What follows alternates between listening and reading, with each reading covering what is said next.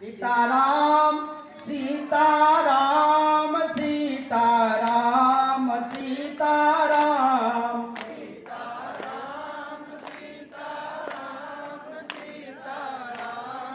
सीताराम सीताराम सीताराम सीताराम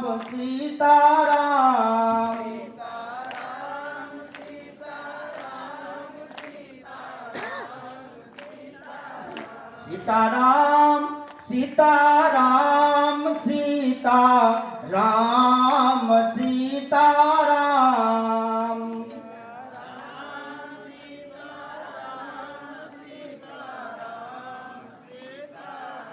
बोलिए सर्वेश्वर भगवान रघुनाथ जी महाराज की, श्री सीताराम जी महाराज की, श्री हनुमंतलाल जी महाराज की, श्री सद्गुरुदेव भगवान की जय जय सीताराम।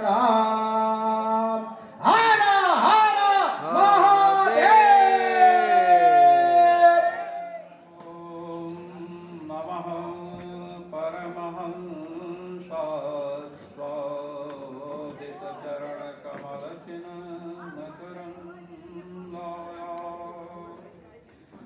भक्त जनमानस निवासाय श्री रघुनाथाय श्री हनुमते नमः। श्रीमद्गुरुभ्यो नमः। सीतानाथ समारम्भाम् रामानन्दार्य मध्यमाम् अस्मदाचार्य पर्यन्ताम् वन्दे गुरुपरम्पराम् वन्दे गुरुपरम्पराम्। बोलिए श्री सर्वेश्वर रघुनाथ जी महाराज की जय।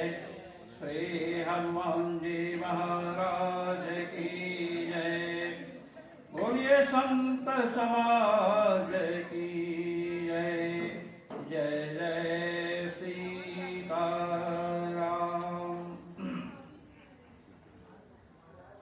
आप लोगों ने कथा में तो आनंद लिया ही, और आपने थोड़े ही समय में पूरा आनंद दे दिया। कथा मंच पर समासीन श्री शर्मा जी, परम श्रद्धेय श्री शर्मा जी महाराज, आपने कहा कि हम आज जाना चाहते हैं, तो आपको बुलाया हमने है। हम जब भेजेंगे तभी आप जा सकते हैं, अपने मन से नहीं जा सकते। पहली बात, कल हमारे यहाँ राम कथा होगी। यहाँ हम यह अपेक्षा नहीं करते हैं कि हमारे यहाँ श्रोताओं की भीड़ हो। हम स्वयं राम कथा के श्रोता श्री हनुमान जी महाराज। जहां जहां राम कथा होती है वहां श्री हनुमान जी महाराज विराजमान होते हैं, और वहां पर जो सुनने आते हैं हनुमान जी वहीं से देखते रहते हैं कि ये आए हैं, क्या कोई भूत प्रेत आए बलाए तो नहीं है, क्योंकि राम कथा के श्रोता हैं। हम भी सुन रहे हैं, ये भी सुन रहे हैं, उसके घर के भूत प्रेत आए बलाए को भगा दे। पहली बात। दूसरी बात, श्री महाराज ने, श्री हरिशंकर दास जी महाराज, श्री स्वामी परमानंद जी महाराज, शास्त्री जी और ये महाराज जी, आपने सत्संग की महिमा बताई और आप स्वयं अनुभव कर रहे हैं। यहाँ बहुत से भक्त हैं जो पाटोत्सव में आते हैं, उसके पहले भी आते हैं, बाद में भी आते हैं। आप स्वयं अपने हृदय पर हाथ रख करके पूछिएगा कि सत्संग कल कथा सुने, आज सुने, महापुरुषों का दर्शन किए, अपने हृदय पर हाथ रख करके अपने हृदय को प्रमाण मानिए। सतम संदेह पदेषु वस्तुषु प्रमाणमन्तः कर्ण प्रवृत्त युक्तायाः, जहां पर संदेह हो वहां पर आपका अंतःकरण ही प्रमाण होगा, आपका मन कहेगा।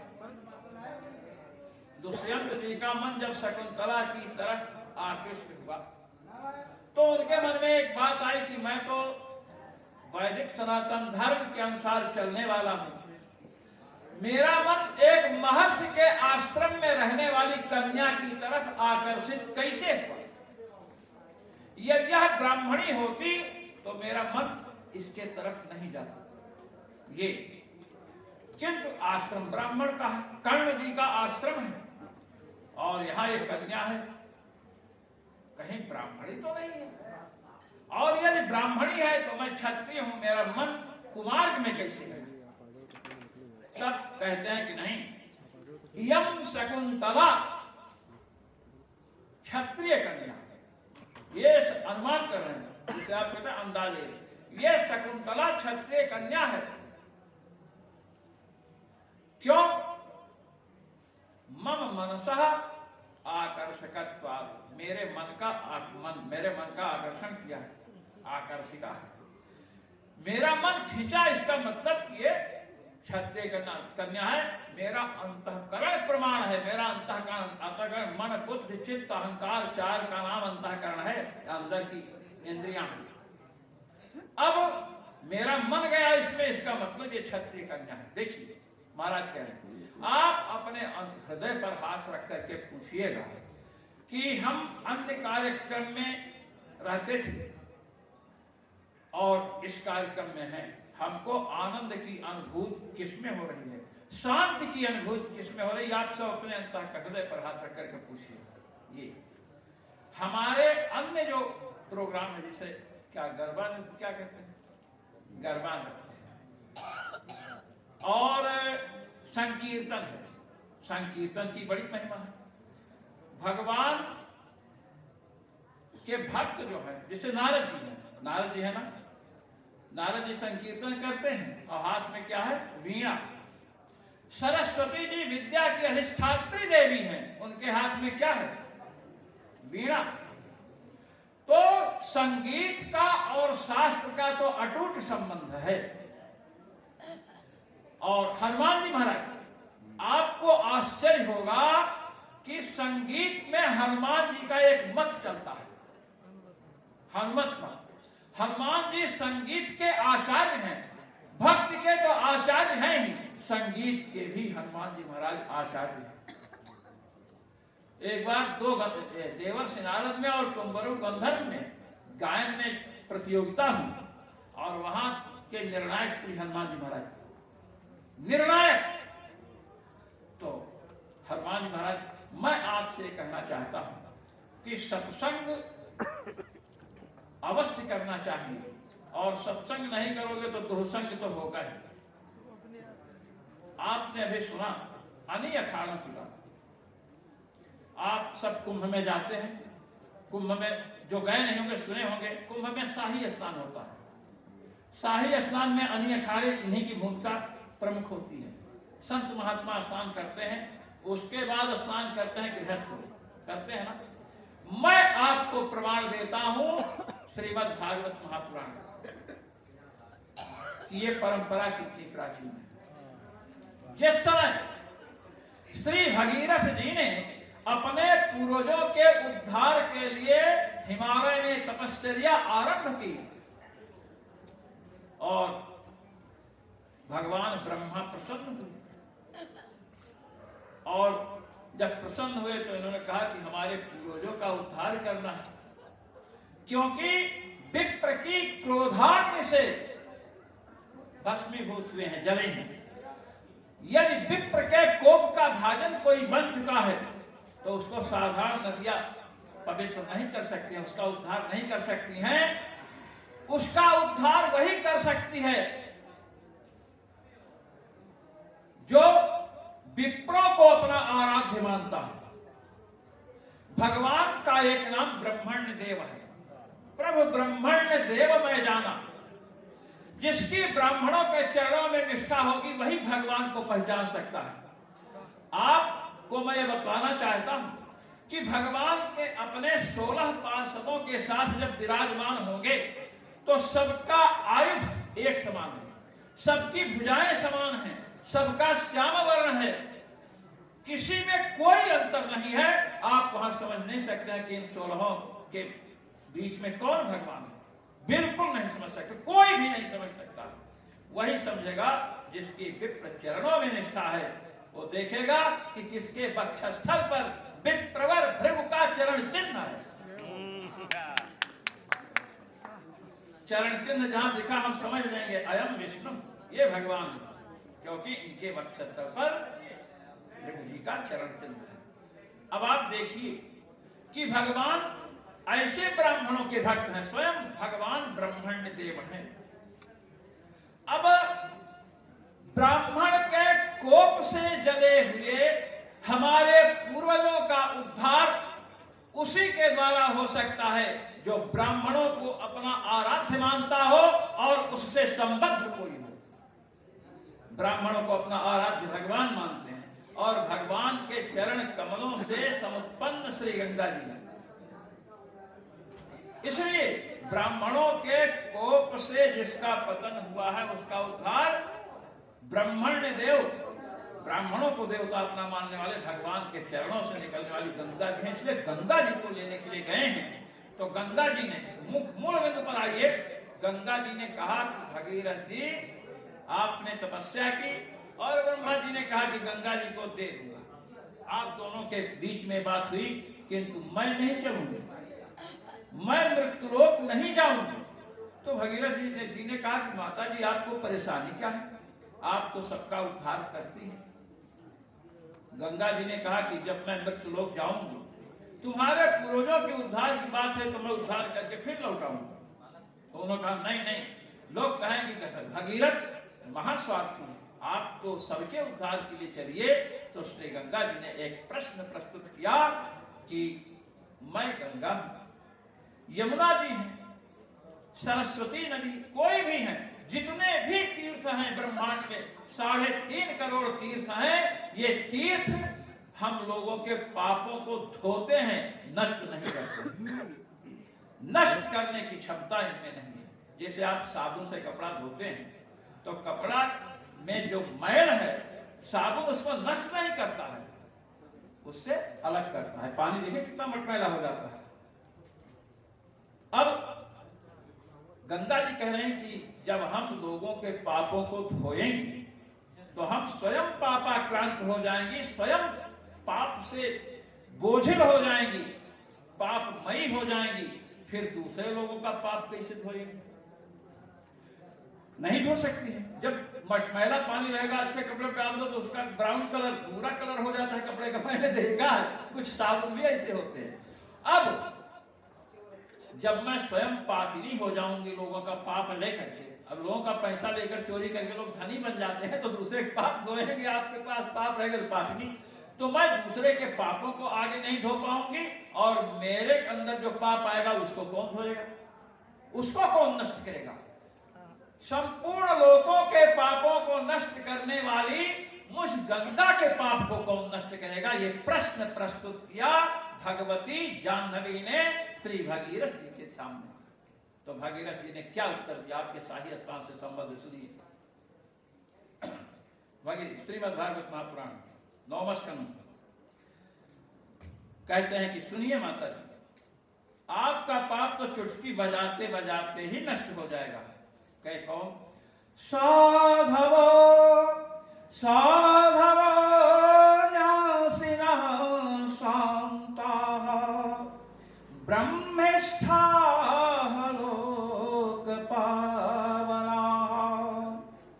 हरन्त्यघं तेऽङ्ग संगात् ते स्वस्थे ह्यद्भिद् हरिः।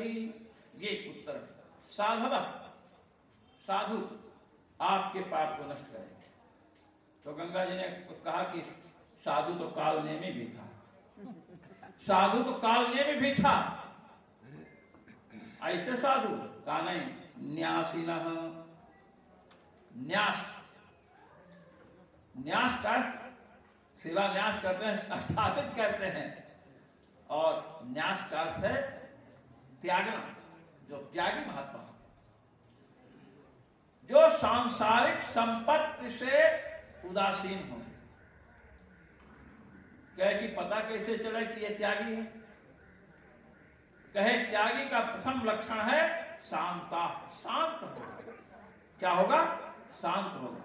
शांत का मतलब ये मत समझ लीजिए कि गाय गाभिन बैल गाभिन, ये स्थिति नहीं। आपने कहते हैं लोग कि गाय गाभिन, देहात में कहावत है, कहे हाँ, कहे बैल गाभिन। अब बैल किसे, वृषभ किसी का कैसे गर्भधारण करेगा? वृषभ बैल किसी गर्भधारण करेगा?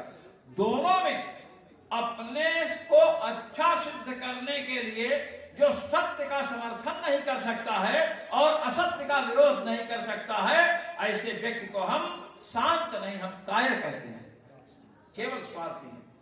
तो शांत होना चाहिए। और शांत कौन होगा? ब्रह्मनिष्ठा, जो भगवान का भजन करेगा, जो भगवत भजन करेगा, भगवान का नाम लेगा, भगवान के भक्तों की सेवा करेगा, वही शांत होगा। इसे ब्रह्मनिष्ठा। और ऐसा व्यक्ति क्या है? माता जी, आप अपने पावनता की बात कर रही हो कि मैं पवित्र कैसे होंगी? लोक पावना, लोकस्तु भुवने जने, सारे ब्रह्मांड को पवित्र करने की क्षमता उस महापुरुष में होती है जो भगवान का भजन करता है।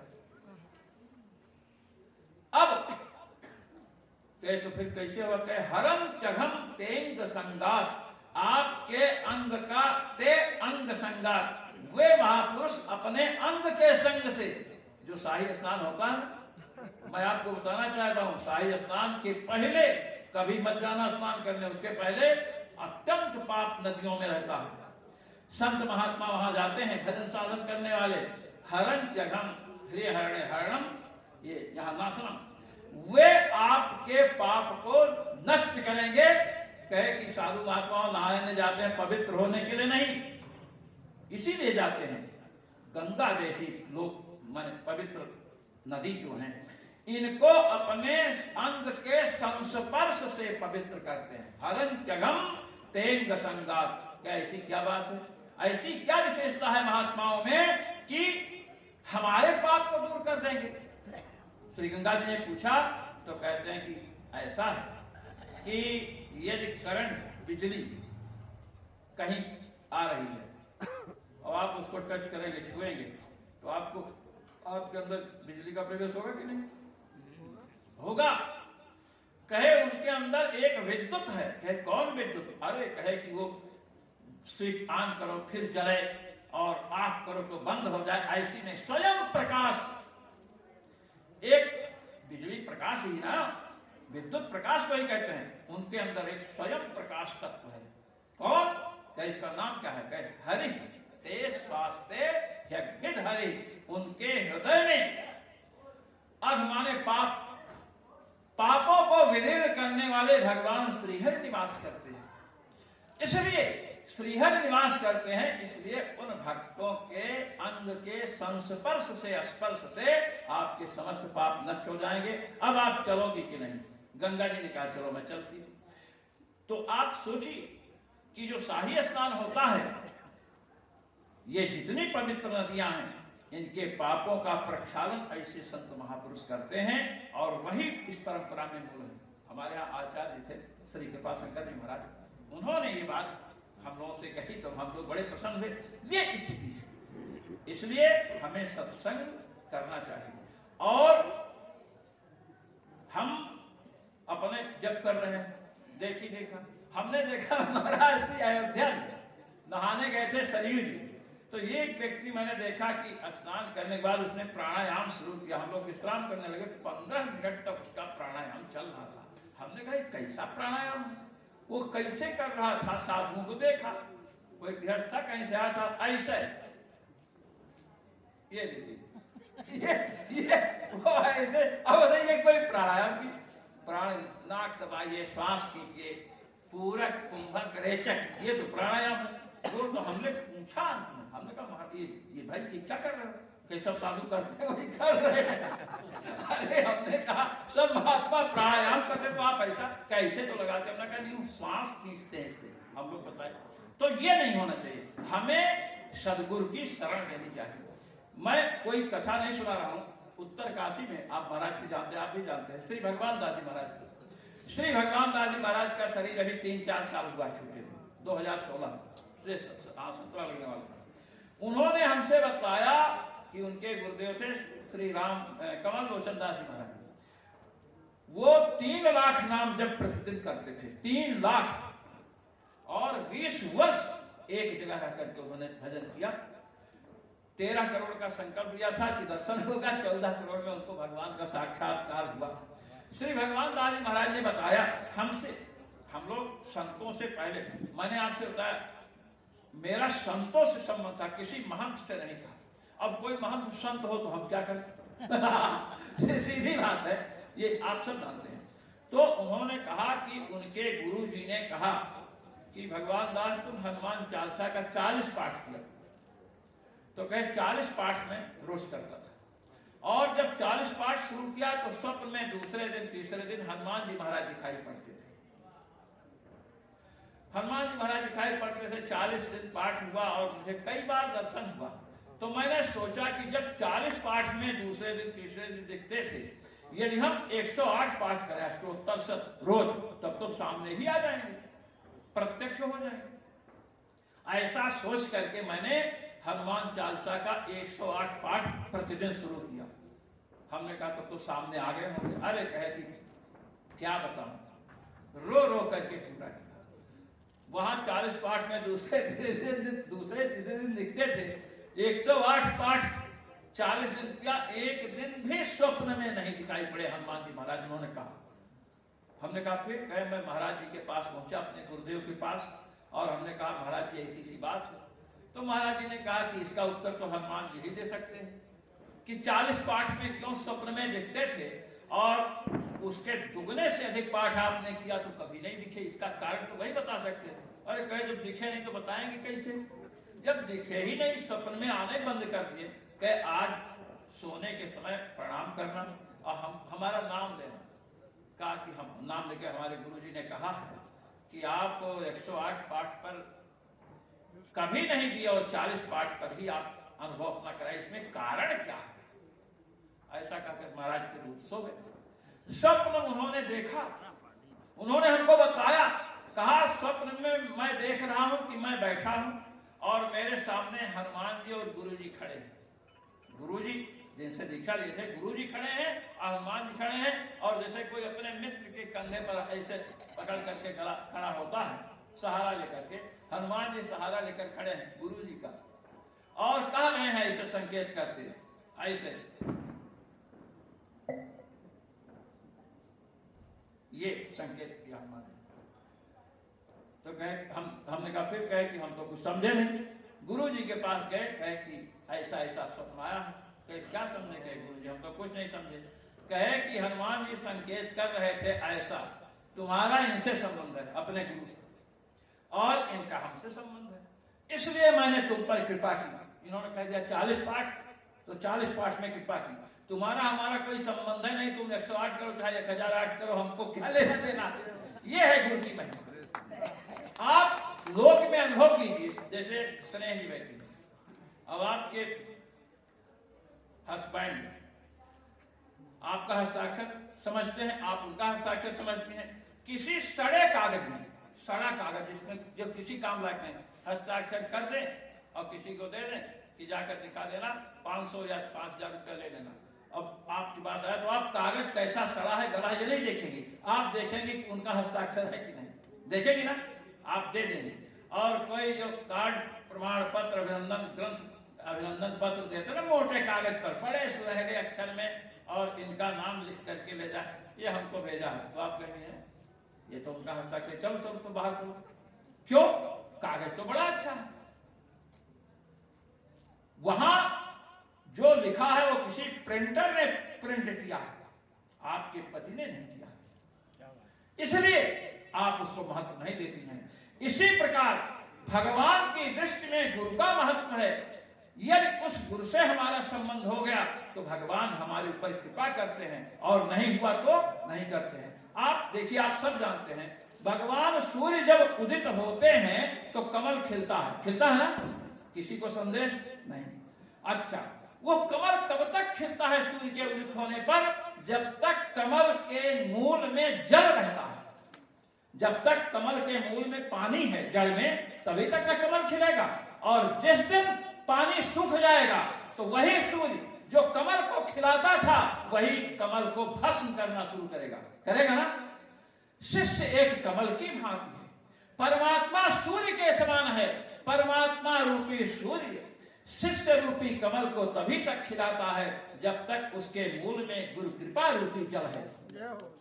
जिस दिन गुरु कृपा रूपी जल समाप्त हो जाएगा उस दिन परमात्मा भी हमारे विरुद्ध हो जाएगा। इसलिए हमें सदगुरु की शरण लेनी चाहिए।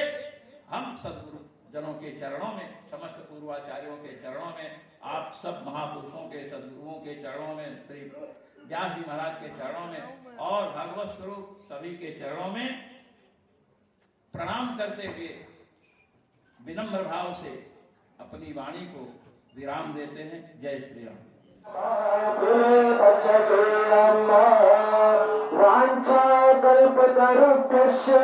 कृपा सिंधुभ्य एव च पतितानां पावनेभ्यो वैष्णवेभ्यो नमो नमः।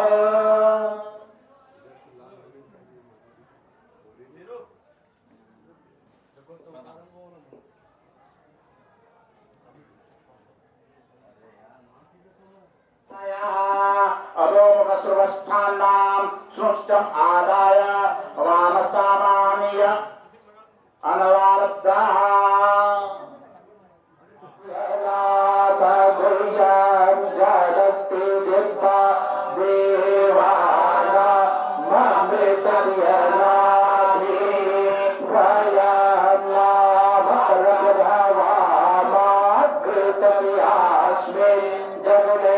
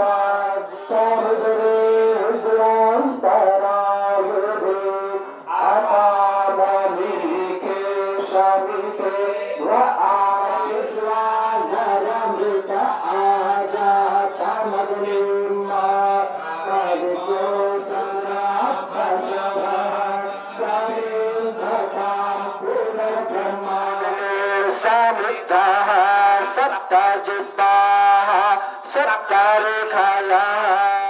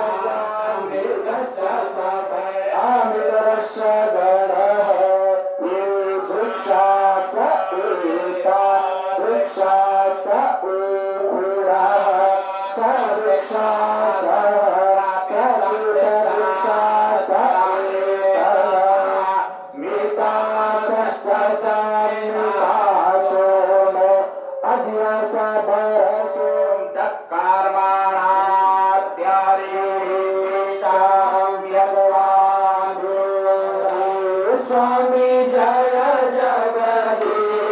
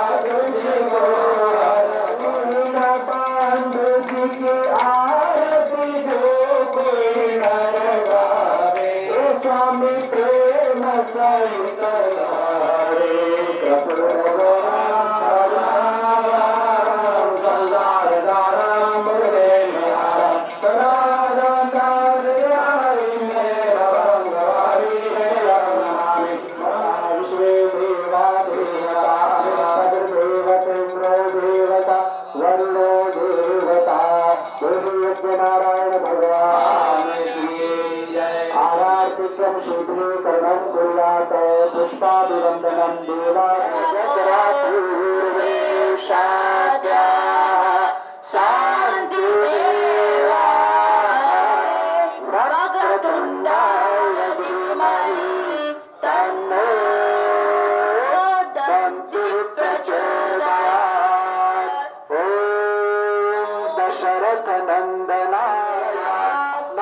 सुगंधि पुष्पाणि यथा कालोद्भवानि च पुष्पाञ्जलिर्मया दत्तो गृहाण परमेश्वर तं सुरेश्वर यत् पूजितं मया देव परिपूर्णं तदस्तु मे अपराध सहस्राणि क्रियन्ते हरनिशं मया दासोऽयमि मां मत्वा गृहाण परमेश्वर। ॐ दीनाम्बुजस्यां मलकोपलां सीता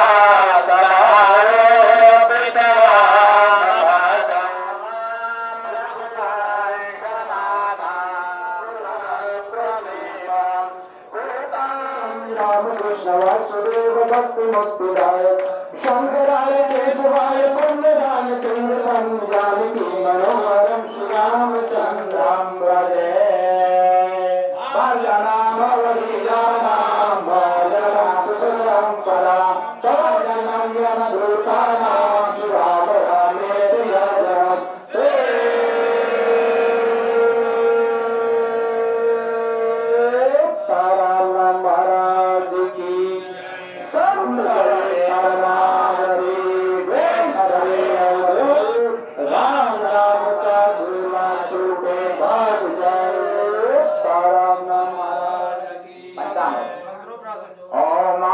सनातन धर्म के जय हो, सनातन धर्म के जय हो, धर्म का नाश हो, धर्म का नाश हो, प्राणियों में सद्भावना हो, प्राणियों में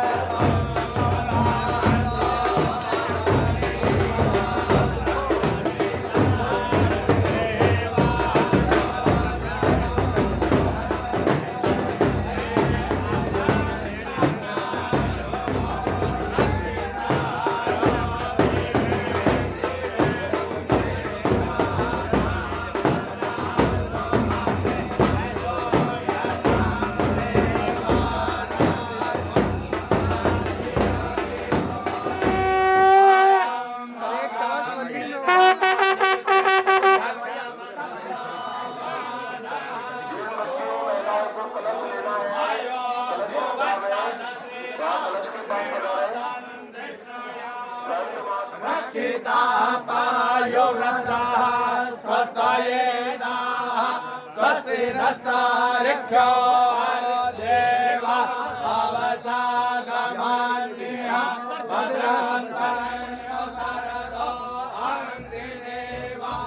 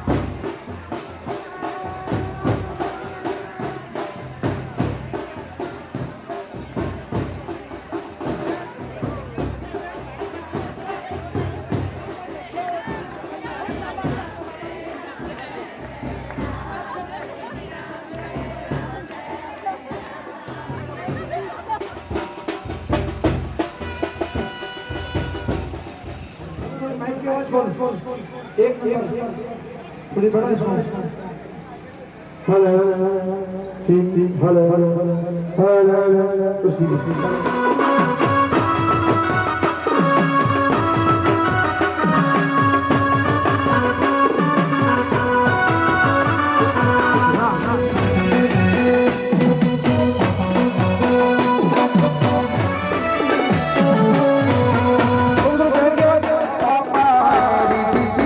Yo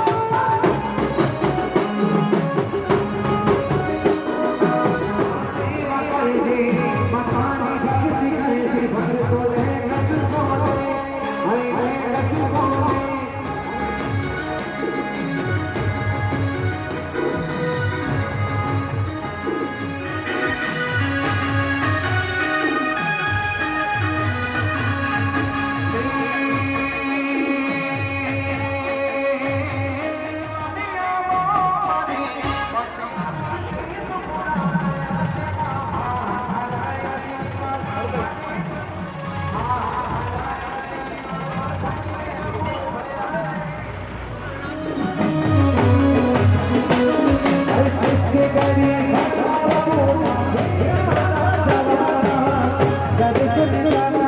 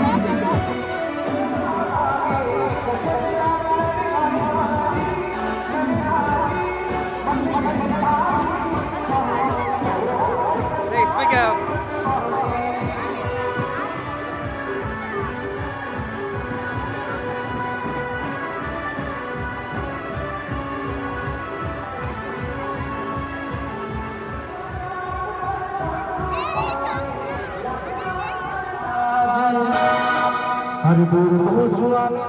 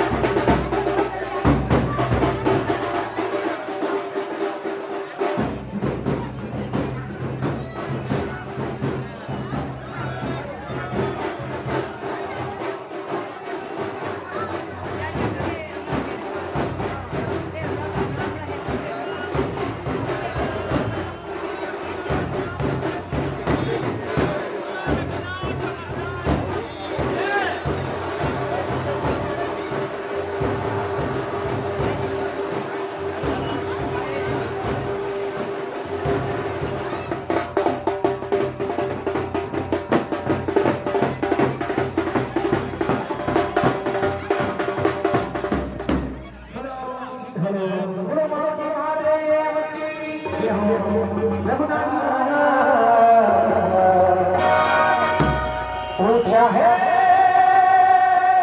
तेरा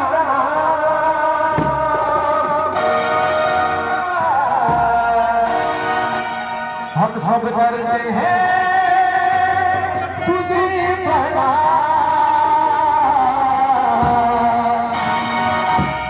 हम सब करते हैं तेरा तेरा नाम भोला